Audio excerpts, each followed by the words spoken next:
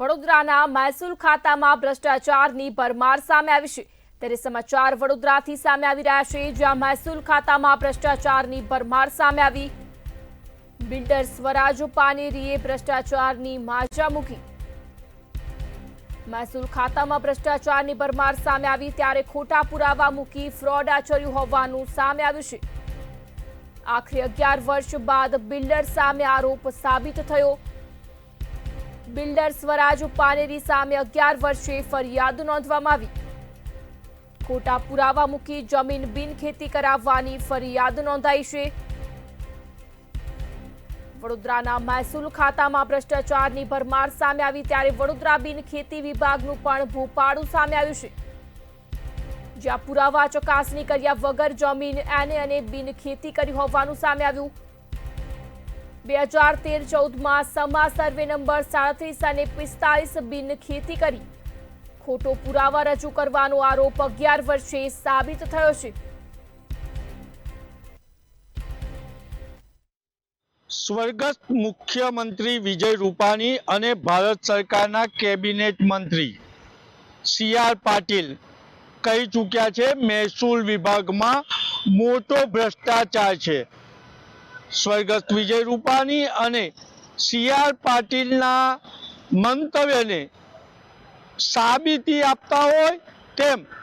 વડોદરા મહેસૂલ વિભાગમાં એક મોટો ભ્રષ્ટાચારનો ખુલાસો થયો છે આ વડોદરા શહેરની કલેક્ટર કચેરી છે અહીંયા 2013-14 બિલ્ડર સ્વરાજ પાનેરીએ અમરેલી વાંકિયા ગામનો ખેડૂત હોવાના 7/12ના પુરાવાના આધારે જમીન બિનખેતી કરાવી દીધી આ જમીન છેલ્લા કેટલાય સમયથી વિવાદમાં છે અને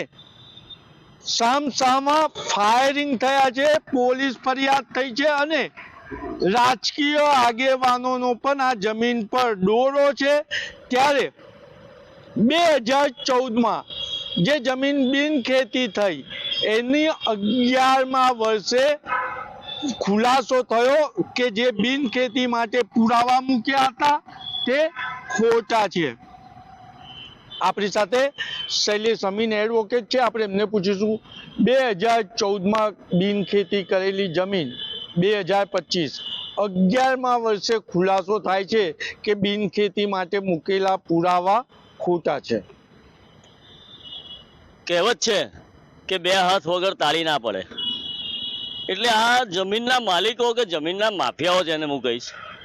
આ લોકોએ અધિકારીઓને દબાવવા માટે ધારાસભ્યો સાંસદોનો સંપૂર્ણ ઉપયોગ કરેલો છે આ બધામાં ધારાસભ્યો અને સાંસદો પણ ઇન્વોલ્વ છે રૂપાણી સાહેબ કહેતા હોય કે CR પાટીલ સાહેબ કહેતા હોય પણ એમના જ ધારાસભ્યો આ ધંધા કરે છે આ સાંસદ તો આજે બિલ્ડરો જોડે નાચે છે સ્ટેજ ઉપર નાચે છે એવા સાંસદ છે અને એ જ સાંસદ જે અહીં આગળ કચેરી પણ ખોલીને કલેક્ટર મહેસૂલ ખાતામાં કચેરી ખોલીને બેઠેલા છે નરભેરામ પાનેરીના સ્વરાજ પાનેરીના ફાધર નરભેરામ પાનેરી 56-57ની સાલમાં ખેડૂત હતા પણ 72માં મટી ગયેલા હતા ખેડૂત મટી જાય પછી 6 મહિનામાં તમે જો જમીન ના લો તો કાયમી તમે ખેડૂતમાંથી રદ થઈ જાવ એવું હોય છે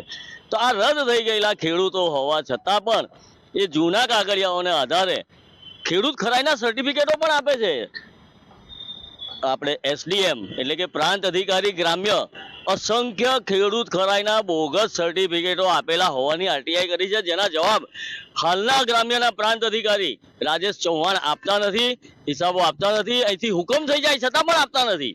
RSC હુકમ કરે કે અપીલમાં કે આપી દો એને કાગળ છતાં પણ આપતા નથી કારણ કે આ બધાય ભ્રષ્ટાચારથી ખેડૂત ખરાઈના દાખલા પણ વેચેલા છે અને કેટલાક તો એવા બીજા બિલ્ડરો પણ છે સ્કીમ નામથી ચલાવી રહ્યા છે પણ એમના પણ આવું છે કેટલાક આણંદ પાસેના ખંભાત પાસેના વટામણ ગામ પાસેથી આવ્યા છે કેટલાક અને મોટા એક રણના બિલ્ડરો થઈ સેમ ફરિયાદ એમની પર પણ આવી થઈ શકે એવી છે પણ કલેક્ટર સાહેબને આ બધી અરજીઓ પેન્ડિંગ છે જ માત્ર આ કેસને લઈને કલેક્ટર સાહેબે જ્યારે પોલીસ ફરિયાદ નોંધાવવાનું નાયબ મામલતદારને કહેલું છે તો નાયબ મામલતદારની સાથે અને જ્યારે ખેડૂત ખરાઈ સર્ટિફિકેટ આપનાર કે જે મામલતદારે અને ખેડૂત બનાવી દીધેલો હોય ને એના નામે જમીન ચડાવેલી હોય એવા ઉપર પણ કાર્યવાહી કરવી જોઈએ પણ કેસો છે આવા કેસો જેટલા પણ છે એમની અરજીઓ આવેલી છે કાં તો લોકોની પાસેથી ફરી જાહેરાત કરીને મંગાવો તો સરકારને કદાચ શ્રી સરકાર જમીનો થશે ને તો આ 3 લાખ કરોડની ઉપરનું ગુજરાત સરકારનું દેવું જતું રહ્યું છે એ એક જ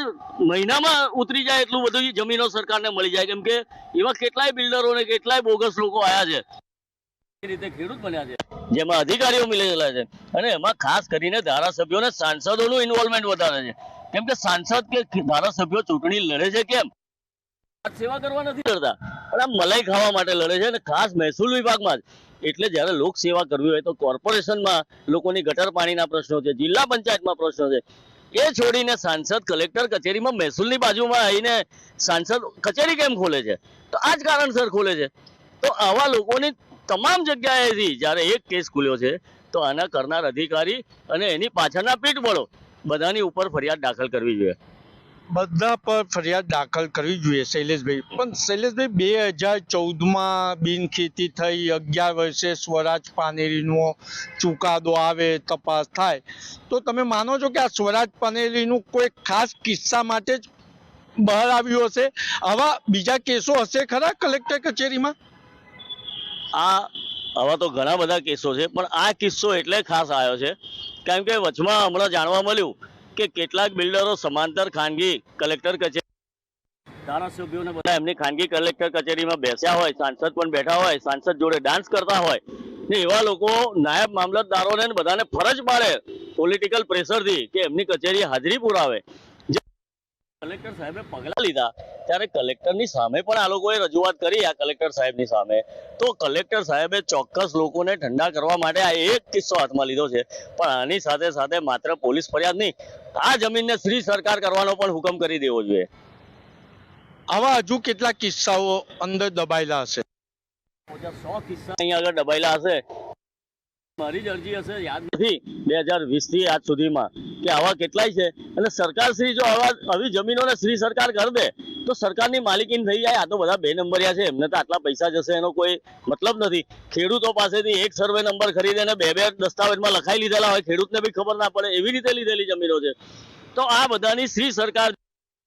તો સરકાર પાસે 3 લાખ કરોડથી વધારે ગુજરાતમાં જમીન થઈ જાય ને એક જ મહિનામાં દેવું પણ ઉતરી જાય. સરકારનું એક જ મહિનામાં દેવું ઉતરી જાય, પરંતુ કર્મચારીઓ પોતે વિકસિત થઈ રહ્યા છે અને ગુજરાત દેવાદાર, કારણ કે સરકારી આવકને ઘટાડો થાય છે. મંતવ્ય ન્યૂઝ ઘટસ્ફોટ કરવા જઈ રહ્યું છે કે આવો જ ખોટો ખેડૂત રાજુ ભોગીલાલ સહપંચ છે અને તેનો ભાગીદાર ભરત ચંદ્રકાંત પટેલ વિરુદ્ધ પણ મામલતદારમાં અરજી થઈ છે. રાજુ ભોગીલાલ શાહ સામે તો કલેક્ટરે હુકમ કરી દીધો, પરંતુ ક્યાંક ને ક્યાંક ચીટનીસ અને DCLR ના કર્મચારીઓ આવા કેસને દબાવે, કારણ કે એમને ખબર છે કે 6 મહિના વર્ષમાં કલેક્ટરની બદલી થઈ જશે. અને જે રીતના અમને ગુપ્ત માહિતી મળી રહી છે એ રીતના કે જે નાયબ મામલતદાર, મહેસૂલ વિભાગના નાયબ મામલતદારની નિમણૂક